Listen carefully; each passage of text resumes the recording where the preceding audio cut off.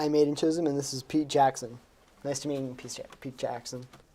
So, how long did you serve in the Air Force? Almost 24 years. 24 years. From what years, though, if I might ask? 1962 to 1985. All right, not bad. What unit did you all serve in? What unit? Many. Many? Many Can you units. at least name a couple? Well, first of all, it was pilot training. Yes. Did that in Georgia in 1962, then went into C-130s, which is a 4-engine turboprop, I know the plane. and Tennessee.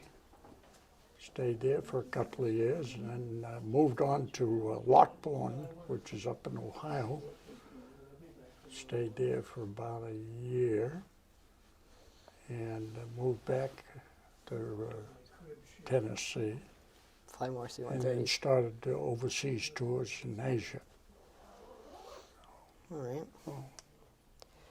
And this has been really fun. I have heard of the C-130. We have a couple of them. Sorry. I have also heard of the C-130. They've fly around here every once in a while. I think I saw one year ago, I think. Sorry. I think I saw one a year ago. Sure. And just flying around Otis or something, or flying around, Yeah, I in don't. fact, as I saw one about 3 weeks ago here. All right. Where did you travel while in the Air Force? Did you go like overseas at all, or locations? Absolutely.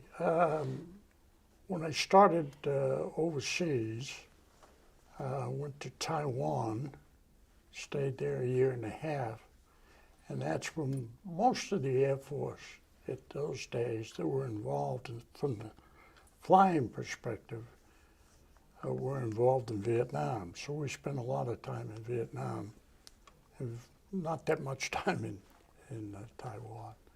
But we lived downtown, so we got involved with the culture and whatnot. Had a good time. And from there, I went to Puerto Rico, changed airplanes and flew B-52s. And after flying B-52s, I went back, temporary duty, to Guam, Okinawa, and Thailand for 6 months, flying bombing missions in Vietnam. And after that tour, I went into AC-130 gunships and back to Thailand, and we flew the Ho Chi Minh Trail, interdicting trucks. So then after that, went to the Philippines, and in 13th Air Force, and most of that time I was a check pilot for other pilots, and so we went back and forth with Thailand to check on how they were doing and whatnot. So it was kind of interesting years. Yeah. So, do you know at all what planes you flew? Obviously, you already named a couple, the AC-130, C-130, and B-52. Did you fly anything else? No, Just those? just those, and the gunship, And which was a 130. It was a modified Yes. 130. They took them off AC-130. the shelf. Yeah. They're now built from the ground up. Yeah. It's kind of surprising that the B-52, it's still in service. Oh, the H model is. H model, Yeah, they got about 72 left. that's a lot. Obviously, someone named like Vietnam. Did you serve in any like major operations at all over the course of Vietnam? I was involved in the first flight in the when Nixon announced the Cambodian operation. Although we had been involved in Cambodia before that, Yeah. but that was the Maine. big push. But the real B-52 was the Christmas bombing of '72, which ended up freeing our, pretty much, that's when the talks really started Yeah. on freeing the POWs. and ending our participation. Do you have any interesting stories from your time serving? Yeah, I got a few. Can you tell us one? Some I can, I guess. If it at all like is like at all PTSD inducing or whatever, you don't have to. No. It's we all kind of, when we left, we had 130s in the Philippines, we had 130s in Japan, we had 130s, and we'd go to Cameron Bay. We were up at Tuiwa, which was another fighter base that we were at. And they would give us a box of combat vests with all the stuff and pistols, 38s and bullets. And I never let my crew, they were locked when we got them and they were locked when we turned them in. Yeah. Air Force people with guns were not, when we weren't, that was an Army. Army, It Marine. was an Army operation, yeah. Well, anyway, some of the crews kind of got carried away and would have the guns and whatnot. One day at one of the forward operating bases, there was a couple of crews there. Some of the Viet Cong got in there and they were sapper crews and they're running around the field and whatnot. And next thing you know, of course, two of the crews were the ones that had guns out. So a firefight ensues, and before long, everybody realizes that all they're doing is shooting at each other. So luckily, nobody was hit.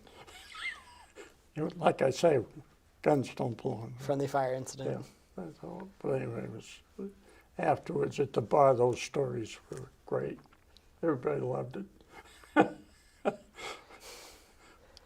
So, do you know what students right now, say in high school, should be doing to prepare if they want to join the Air Force? Well, obviously, there's two ways. I had no idea what I wanted to do. I knew that the first thing in our house when I was a kid, when you graduated from high school, there were two things. You either going to school or going to work. Nobody was hanging around the house. You were out. So, and in my junior year, I didn't do very well because there were football and girls and all kinds of other things, distractions. And so I was then not allowed no football, no much of anything. And so I had cleaned up that act and applied to college and got in and went to Boston University, got in there, and you had to either go to gym or ROTC. So I ended up in the Air Force ROTC, graduated,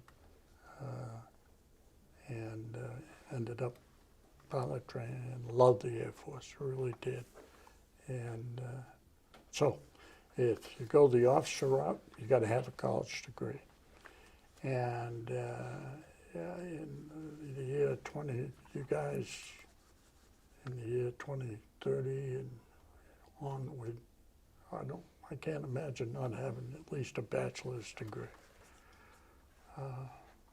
It's going to be mandatory. So, and the Air Force, a sharp young enlisted guy has a chance to further their education in the Air Force, paid for by the Air Force. So, I think it's a neglected field right now. They're not meeting, their quotas. A lot of the branches aren't. Yeah, I know. And I think it's a fertile ground for it. It's a great career. It is. I have a brother-in-law who's in the Air Force right now. You do? Yeah. Where is he? He got out of boot camp, I think, a couple months ago. And then he got out of boot camp a couple months ago. Yeah. I think he's in some sort of like schooling right now for, I'm forgetting what part of the Air Force he's going into. And then he should be stationed in South Dakota. South Dakota. South Dakota. Yeah. Sounds like B-52s I don't think he's flying though. or missiles. He's probably, I don't think missiles, I think he's doing something with like surveillance or something Okay, like that. radar.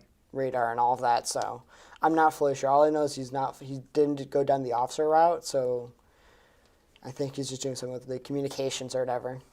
So, and finally, is there anything you would like to say to students at Mashpee High School? I think I just did. All right then, well, thank you for meeting with us. It was great talking to you. Great hearing your stories and experiences in the Air Force. And hope you have a great rest of your day. Thank you. No problem. Enjoyed it.